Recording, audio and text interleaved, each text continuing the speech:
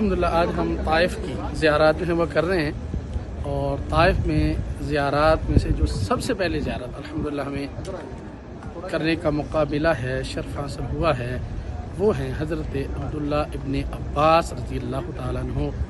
आपका लाइब्रेरी है, मकतबा है और साथ आपका मज़ारिबुल अनवार है और साथ मस्जिद है और वो जगह भी मौजूद है जहाँ पे आप दरस हदीस दरस कुरान जो है वो दिया करते थे।